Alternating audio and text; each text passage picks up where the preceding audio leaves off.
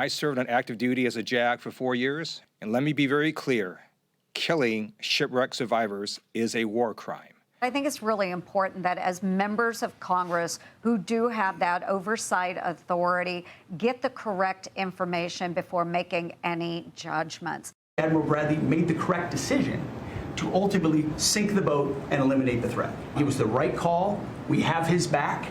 The takeout of drug smuggling boats, a hot topic at today's cabinet meeting, as we learn more about how a second strike against one boat unfolded on September the 2nd. Let's bring in our panel now for more. Mary Catherine Ham, Fox News contributor, USA Today White House correspondent Francesca Chambers, and Tom Bevan, Real Clear Politics co-founder and president. So, Mary Catherine, the argument would seem to be, was the second strike ordered to take out the boat or to take out the survivors? Right. It's sort of hard to tell because between the Washington Post's credibility, the New York Times's, and then Hegseth's version, there's probably something in the middle is true, and we're getting to the bottom of that.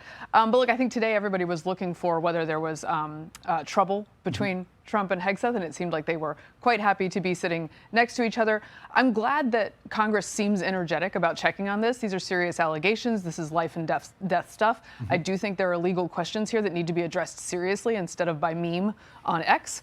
And so I like having those questions asked, but it certainly seemed like everything was fine at the table today. We're going to be hearing from Mitch Bradley himself, the Special Operations Commander, who was the Joint Special Operations Commander at the time when he appears before Congress. The question has been, was Pete Hegseth in the loop about the second strike, and did he tell Bradley to take out the survivors? Here's what Hegseth said about that today. Listen here. I did not personally see survivors, but I stand, because the thing was on fire. It was exploded and fire and smoke. You can't see anything. You got digital. This is called the fog of war. This is what you in the press don't understand. You sit in your air-conditioned offices or up on Capitol Hill and you nitpick and you plant fake stories in the Washington Post about kill everybody, phrases on anonymous sources not based in anything, not based in any truth at all. And then you want to throw out really irresponsible terms about American heroes, about the judgment that they made. He said he did not see the second strike because he was at a meeting at the time. Is he off the hook, Tom? I don't know. I mean, it certainly seems from what the New York Times reported, contradicting the Washington Post with 5 sources instead of 2, saying that Hegseth gave the initial order and didn't give anything after that. So that would seem to indicate that he is off the hook on that. And then the question is, well, is Bradley on the hook? And by everything that I've heard and read about him, he is a stellar officer and has been doing this for quite some time. And within that context, there's a lot of gray area. He has a lot of authority within the chain of command to make these kinds of decisions. And so I agree with Mary Catherine, though. I think these are important questions. They should be debated. The problem is, my problem is that Congress is so dysfunctional that we can't seem to have adult debates about these. You know, we've seen this movie a dozen times already. Yeah. Next week, they're going to have, the Democrats will get up there and grandstand and, give 5-minute lectures and then ask questions, yes or no questions, and then interrupt. We won't get anything. We probably won't get anything important out of that,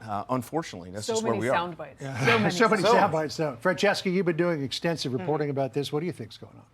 Well, this has certainly brought more scrutiny onto the Trump administration strikes on those boats. And you heard from Republican lawmakers over the weekend, as well as Democratic lawmakers, that they had questions about this. And the defense secretary pushing back, as we saw forcefully today. He said that he was aware of the second strike at the time, but he didn't hear about it until hours later, was how he described that. Interestingly, the president really kicking it to Hegseth, though, during the meeting, saying that, I'm getting my information from him. He'll have to answer these questions. All right. I want to go to something that the president just posted on Truth Social. We know that he's on the warpath against the auto pen. Joe Biden's profile in the colonnade is that of an auto pen as opposed to a photo. And this is what the president says now. He's taking on commutations and pardons. He said, any and all documents, proclamations, executive orders, memorandums, or contracts signed by order of the now infamous and unauthorized auto pen within the administration of Joseph R. Biden are hereby null, void, and of no further force or effect. Anyone receiving pardons, commutations, or any other legal documents so signed, please be advised that said document has been fully and completely terminated and is of no legal effect. Thank you for your attention to this matter. A bunch of people going to be going back to jail? I'm not sure, because it was certainly legally questionable how the original pardons went down, and Biden had some unfortunate innovations in how he handed those out, some via blanket and not specific, and via auto pen. However, the pardon power is pretty large, and I think it's also legally questionable whether you can claw a lot of this back. I think the way to focus on it might be to have Congress, again, good luck to us. A blue ribbon commission. Look at some reforms for how we deal with this power in the future. So is the president just twisting the knife here, or do you think this will have some effect? I think he's twisting the knife a little bit. I mean, the auto pen has been used previously. The question is, how much did Joe Biden, was it ever used without his express authority? And that is an interesting question that gets into whether those orders could be clawed back at some point. But just sort of, unilaterally clawing everything back is probably not going to happen. What have you found in your reporting, Francesca? Well, Biden has said that he did, authorize those things. As far as whether or not Trump could do that or what he's up to, I mean, he said this a couple days ago, too, on social media. The post tonight looked pretty similar to that in terms of whether or not he can. The White House has referred back to his previous post on social media. The Office of Legal Counsel has previously said that presidents can use the auto pen. So. Right, but again, it's who was in the Oval Office at the time, and was Biden aware of this, or was this just people around him who said, we want to change this policy, and so here's how we're going to do it. The shooting of the National Guard members, which was just so tragic the day before Thanksgiving, official charges have been filed against Ramanullah Lakhanwal, and here's the charges he's facing now. 1 count of murder, which we expect will be in the first degree. Assault with intent to kill while armed, and possession of a firearm during a crime of violence. Kash Patel is talking to Laura Ingraham tonight on her program, coming up in just a few minutes. Here's what he said led to this. Listen here.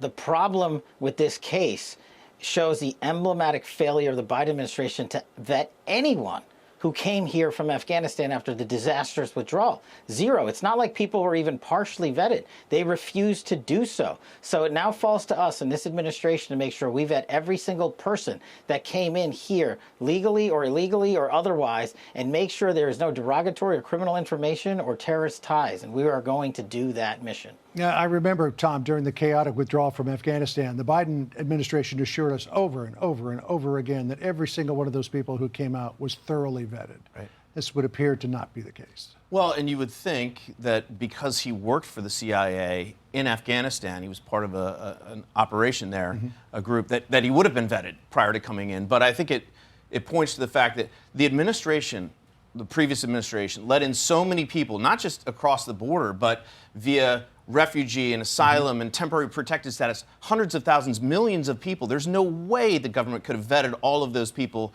appropriately. And so I think that's what Kash Patel is speaking to. I mean, we have to now go back and do the work and make sure that anyone who's in this country, even legally, has been properly vetted. You know, I said to Tricia McLaughlin of DHS this afternoon, Mary Catherine, I said, well, he was working, to Tom's point, with the CIA. Would they have not known a lot about his background? And she posited, well, maybe he was vetted enough to work with the CIA in Afghanistan, but not vetted to the point where you'd want him living here. Well, that is a question, right? Those distinctions were not made on the tarmac in Afghanistan, right? Because that was a slapdash, horrible process that was thrown together. So there's no denying that part of it. Even if he were vetted in Afghanistan, whether in normal circumstances we would deem that appropriate for where he ended up, those are two different questions. And it also opens the question, well, there were many, many more. And I've seen many Afghan families come here and dine with friends of mine and have Thanksgiving dinner and be perfectly sort of integrated into our society. So that's not everyone, but we can't ignore the fact